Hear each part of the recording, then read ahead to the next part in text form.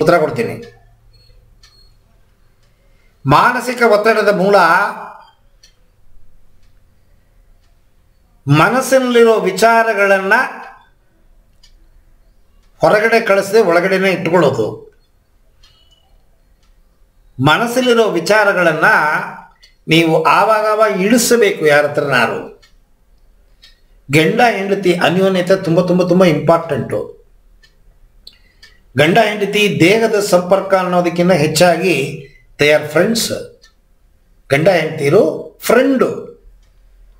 ಯಾರ ಹತ್ರ ಏನು ಶೇರ್ ಮಾಡ್ಕೋತೀವೋ ಇಲ್ವೋ ಫ್ರೆಂಡ್ಗಳ ಹತ್ರ ಓಪನ್ ಆಗಿ ಮಾತಾಡ್ತೀವಿ. ಗಂಡ ಫ್ರೆಂಡ್ ಆಗಿರಬೇಕು, ಹೆಂಡತಿ ಫ್ರೆಂಡ್ ಆಗಿರಬೇಕು. ಗಂಡ ಹೆಂಡತಿ ಫ್ರೆಂಡ್ಶಿಪ್ ಇಲ್ಲ, ಈಗೋ ಕ್ಲಾಶ್ ಇದೆ, ಅದಿರುತ್ತೆ. ಗಂಡನ ಮೇಲೆ ಹೆಂಡತಿಗಿರುತ್ತೆ, ಹೆಂಡತಿ ಮೇಲೆ ಗಂಡನಿಗಿರುತ್ತೆ. ತುಂಬ ಅಡ್ಜಸ್ಟ್ ಮಾಡಿಕೊಂಡು ಹೋಗೋ ಫ್ಯಾಮಿಲಿನಲ್ಲಿ ತುಂಬ ತುಂಬ ರೇರು. ಆದರೂ ಕೂಡ ಅಡ್ಜಸ್ಟ್ಮೆಂಟ್ ಬಂದ್ಬಿಡ್ತು ಅಂತಂದರೆ ತುಂಬ ಓಪನ್ ಆಗಿ ಮಾತಾಡ್ಕೋತಾರೆ ಒಬ್ರಿಗೊಬ್ಬರು. ಅದು ಎಲ್ಲಿ ಇಲ್ಲ, ಇನ್ಯಾರು ಒಬ್ಬರನ್ನ ನೀವು ಜೊತೆಗೆ ಇಟ್ಕೋಬೇಕು. ಅದು ಅಕ್ಕ ಇರ್ಬೋದು, ಅಣ್ಣ ಇರ್ಬೋದು, ತಮ್ಮ ಇರ್ಬೋದು, ಪಕ್ಕದ ಮನೆಯವ್ರು ಇರ್ಬೋದು, ಎದುರುಗಡೆ ಮನೆಯವ್ರು ಇರ್ಬೋದು. ಲೇಡೀಸು, ಜೆಂಟ್ಸ್ ಅಲ್ಲ. ಗಂಡಸರೆಲ್ಲ ಕೆಟ್ಟವರು. ನಿಮ್ಮ ಮನಸ್ಸಲ್ಲಿರೋ ಭಾವನೆಗಳನ್ನು ನೀವು ಶೇರ್ ಮಾಡ್ಕೊಳಕ್ಕೆ ಹೋದ್ರಿ ಅಂದರೆ ನಿಮ್ಮನ್ನು ಮಿಸ್ಯೂಸ್ ಮಾಡೋಕ್ಕೆ ಬರ್ತಾರೆ. ಸೊ ಅದರಿಂದ ತುಂಬ ಹತ್ತಿರವಾಗಿರೋ ಲೇಡೀಸ್ ಯಾರು ಇದ್ದರು ಅಂತಂದರೆ ನಿಮ್ಮ ಮನಸ್ಸಲ್ಲಿರೋ ಭಾವನೆಗಳನ್ನು ಅಟ್ಲೀಸ್ಟು ನಾನು ನೋಡಿದ್ದೀನಿ. ಹೆಂಗಸರು ಫೋನ್ ತೆಗೆದರೆ ಗಂಟೆಗಟ್ಟಲೆ ಮಾತಾಡ್ತಾರೆ. ಅದು ಎಲ್ಲಿಂದ ಮಾತಿರುತ್ತೋ ಆ ಸಮುದ್ರದಲ್ಲಿ ನೀರಿದ್ದಂಗೆ ತಲೆಯೊಳಗೆ ಇಟ್ಕೊಂಡಿರ್ತಾರೆ. ಆದರೆ ಎಲ್ಲ ಇಳಿಸ್ಬಿಡ್ತಾರೆ. ಅಟ್ಟು ಇಳಿಸ್ಬಿಟ್ಟು ನಿರಾಳವಾಗಿರ್ತಾರೆ.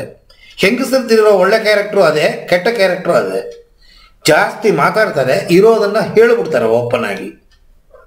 ಅವ್ರಿಗೆ ಏನು ಮುಚ್ಕೋಬೇಕು ಏನು ಇಟ್ಕೋಬೇಕು ಅನ್ನೋದೇ ಗೊತ್ತಾಗಲ್ಲ.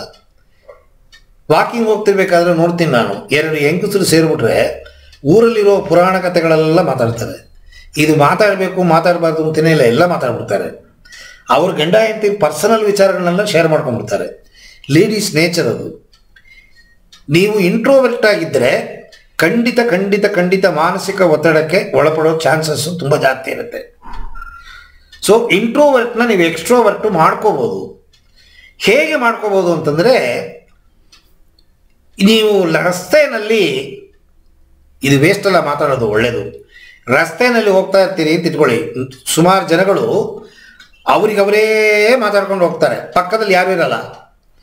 ನಿಮಗೆ ಯೋಚನೆ ಬರುತ್ತೆ, ಏನು ತಲೆಗೆಟ್ಟೋ ಇದೆಯಾ, ಹುಚ್ಚು ನನ್ನ ಮಗನ ಇವ, ಇಷ್ಟೊಂದು ಜೋರಾಗಿ ಇವನೇ ಮಾತಾಡ್ಕೊಂಡು ಹೋಗ್ತಾನಲ್ಲ, ಹಾಗೆ ಅಂತ ನಿಮ್ಮ ಮನಸ್ಸಲ್ಲಿ ಭಾವನೆ ಬರುತ್ತೆ. ಆದರೆ ಅವನಿಗೆ ತಲೆ ಕೆಟ್ಟೋಗಿದೆ, ತಲೆ ಒಳಗಡೆ ಇರೋದನ್ನು ಇಳಿಸ್ತಾ ಇದ್ದಾನ. ಯಾರ ಹತ್ರನೂ ಓಪನ್ ಆಗಿ ಹೇಳ್ಕೊಳಕ್ಕಾಗಲ್ಲ, ಯಾರನ್ನು ನಂಬಕ್ಕಾಗಲ್ಲ. ಈ ಕಾಲ ತುಂಬ ಕೆಟ್ಟದ್ದು.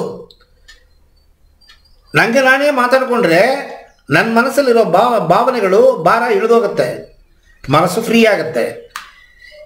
ಹಿಂಗೆಲ್ಲ ಮಾಡೋಕ್ಕಾಗದೆ ಹೋದ ಪಕ್ಷದಲ್ಲಿ ಏನು ಮಾಡಬೇಕು? ದೇವರ ಮನೆ ಒಳಗಡೆ ಕೂತ್ಕೋಬೇಕು. ಅಥವಾ ನಿಮ್ಮ ಪರ್ಸನಲ್ ರೂಮ್ ಇರುತ್ತೆ, ಬಾಗಿಲ ಕೂತ್ಕೊಂಬಿಡಿ. ಯಾವ್ದಾದ್ರು ಒಂದು ದೇವ್ರ ಫೋಟೋ ಮುಂದೆ ಇಟ್ಕೊಂಬಿಡಿ. ದೇವರ ಮೇಲೆ ಬೇಜಾರಿತ್ತಾ, ಬಾಯಿ ಬಂದಾಗ ಉಗಿರಿ ದೇವ್ರನ್ನ. ನಿಮ್ಮ ಮನಸ್ಸಲ್ಲಿ ಏನೇನು ನೋವುಗಳಿದೆ ಎಲ್ಲ ಹೇಳ್ಕೊಳ್ಳಿ ದೇವ್ರ ಹತ್ರ. ಮಾತಾಡೋಣ ಭಗವಂತ, ಆ ಫೋಟೋ ಮಾತಾಡೋಣ ನಿಮ್ಮ ಜೊತೆಗೆ, ನಿಮಗೇನು ಉಪಶಮನ ಕೊಡೋದಿಲ್ಲ. ಆದರೆ ನಿಮ್ಮ ಮನಸ್ಸಲ್ಲಿರೋದನ್ನು ಬೇರೆಯವರಿಗೆ ಓಪನ್ ಆಗಿ ಹೇಳ್ಕೊಳಕ್ಕಾಗದೇ ಇರೋ ಸನ್ನಿವೇಶ ಬಂದಾಗ ಈ ದೇವ್ರ ಫೋಟೋ, ಈ ದೇವ್ರ ಪ್ರತಿಮೆ ನಿಮಗೆ ತುಂಬ ತುಂಬ ತುಂಬ ತುಂಬ ಸಹಾಯ ಮಾಡುತ್ತೆ.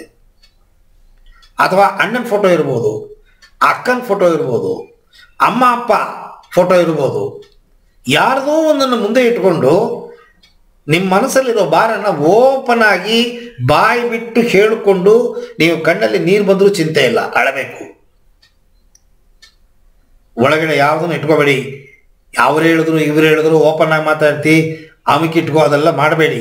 ನಿಮ್ಮ ಮನಸ್ಸಲ್ಲಿರೋದನ್ನು ನೀವು ಹೇಳದೆ ಹೋದರೆ ಖಂಡಿತ ಖಂಡಿತ ಖಂಡಿತ ಖಂಡಿತ ಖಂಡಿತ ಒಳಗಡೆ ನೀವೇ ಕುಗ್ಗಿ ಕುಗ್ಗಿ ಕುರುಗಿ ಕುರುಗಿ ಕುರುಗಿ ಕೊನೆಗೆ ಇನ್ನೂ ವಿಪರೀತಕ್ಕೆ ಹೊಟ್ಟೋಗುತ್ತೆ. ಅದು ನಿಮಗೆ ಯಾರೊಬ್ಬರು ಒಳ್ಳೆ ವ್ಯಕ್ತಿ ಬೇಕು.